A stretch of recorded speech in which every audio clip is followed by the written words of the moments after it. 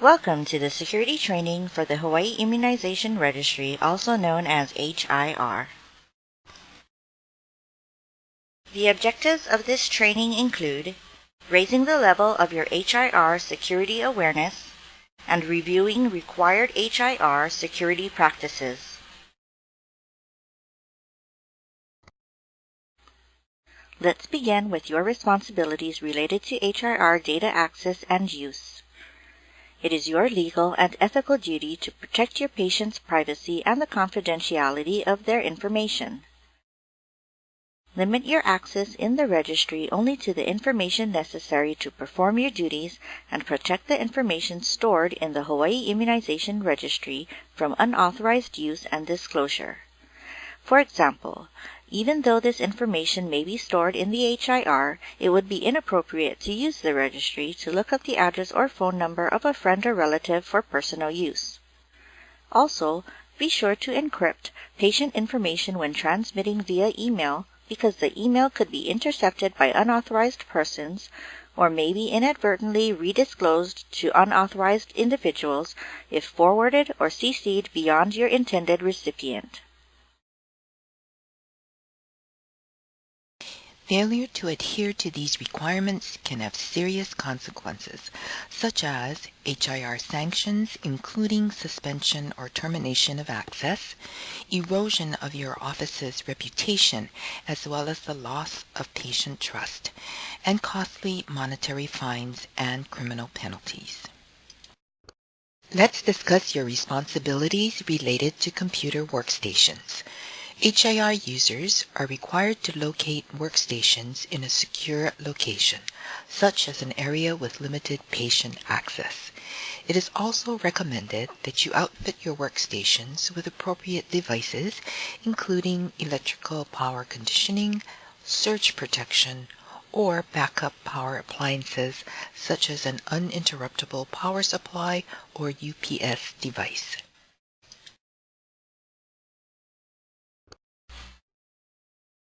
Other user workstation responsibilities include setting screensavers to lock automatically after 10 minutes of inactivity, password protecting your screensavers, locking workstation screens whenever you step away from them, turning or configuring workstation monitors or screens so that over-the-shoulder viewing by unauthorized users is not possible.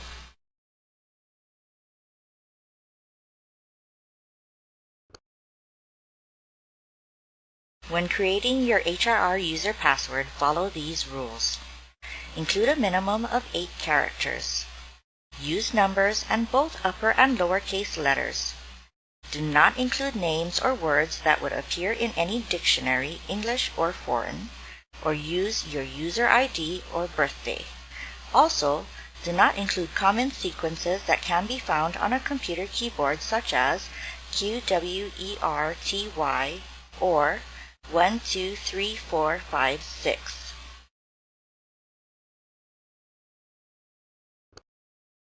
Here are some examples of strong passwords, also known as passphrases. The number 4, UIWDA capital Y. For you, I would do anything? Yes. Examples of poorly constructed passwords include 1, 2, 3, 4, 5, 6, 7, 8, which is a numerical sequence found on your keyboard. Secret, which is a word that can be found in the dictionary. QWERTY, or QWERTY, is an alpha sequence found on your keyboard, and confidential, another word that can be found in the dictionary.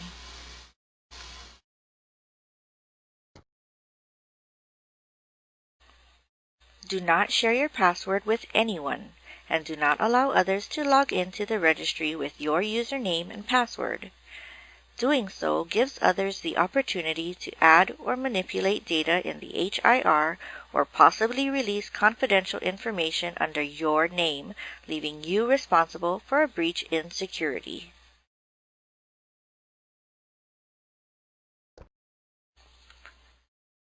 Here are some final password reminders. You are required to change your password every 90 days. The system will not allow you to reuse passwords. Also, after 3 consecutive failed login attempts, the system will lock you out. Please call the HIR help desk if this occurs.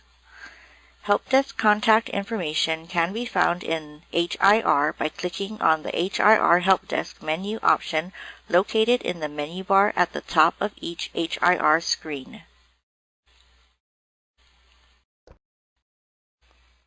You are also responsible for protecting your workstations and the HIR system from malicious software. Types of malicious software include viruses. Viruses are computer programs that can copy themselves and infect computers without the permission or knowledge of the user. It is important to note that a virus cannot be spread without a human action, such as running an infected program. People continue the spread of computer viruses by unknowingly sharing infected files or sending email with viral attachments. Worms. Worms are similar to viruses by design, but unlike viruses, have the capability to infect other computers without any help from a person. Trojans. The Trojan horse at first glance appears to be a useful software program. However, it actually does damage once installed or run on your computer. Those on the receiving end of a Trojan horse are usually tricked into opening them because they appear to be receiving legitimate software or files from a legitimate source. Blended threats. A blended threat is a sophisticated attack that bundles some of the worst aspects of viruses, worms, Trojan horses, and malicious code into one threat. Expanded threats include adware, which refers to any software which displays advertisements whether or not the user has consented, and spyware, which refers to software that is installed without the user's knowledge or consent to intercept or take partial control over the user's interaction with the computer. To protect your workstation from these threats, avoid clicking on websites you are not familiar with, unsolicited or undesired bulk electronic messages otherwise known as spam, and links within pop-up windows. Pop-up windows are a form of online advertising designed to attract web traffic or capture email addresses. Clicking on links within pop-up windows, including what the user may think is a cancel button, can cause the pop-up to perform unexpected or unauthorized actions such as opening a new pop-up or running unauthorized commands on the user's system.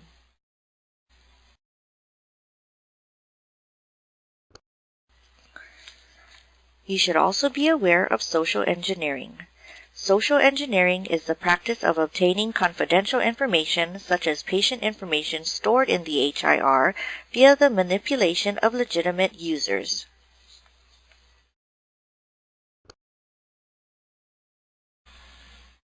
Social engineers exploit individuals via the internet, email, or telephone.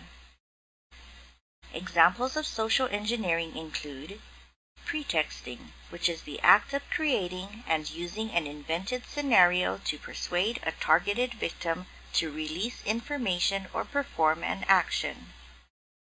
Pretexting is typically done over the telephone. And phishing.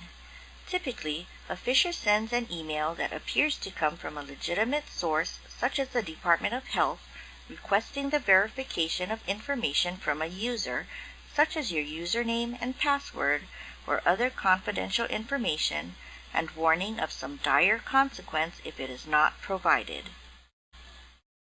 Please note that HIR staff will never ask you for your password or other HIR login information. Instead, if you are locked out of the HIR, we will reset your password and you will be required to change the password when you log in. If you suspect someone has attempted to manipulate you into divulging confidential HIR information, report it to the HIR help desk.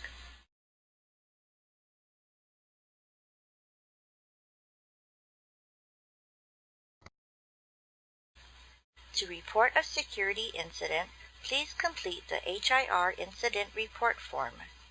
This form can be found in HIR by clicking on the Forms menu option located in the menu bar at the top of each HIR screen.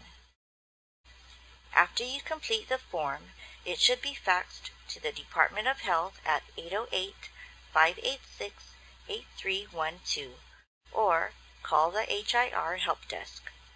Report anything that you think might have affected the security of the system. If you are unsure whether something should be reported, call the HIR Help Desk.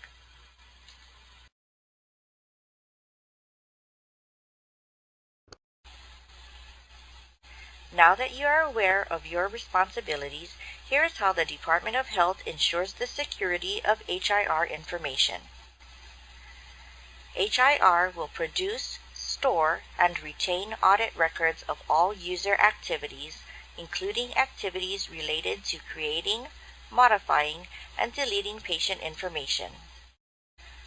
DOH staff regularly review these records for possible security breaches and will follow up on any unusual activity.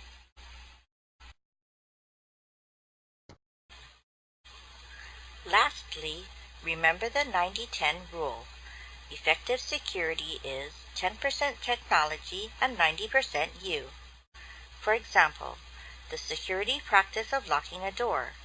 The lock is a technical component, but you must do the rest. First, you must physically lock the door. Then, you verify that the door is closed and locked. And finally, you keep control of the key. Let's work together to keep your patient's data safe.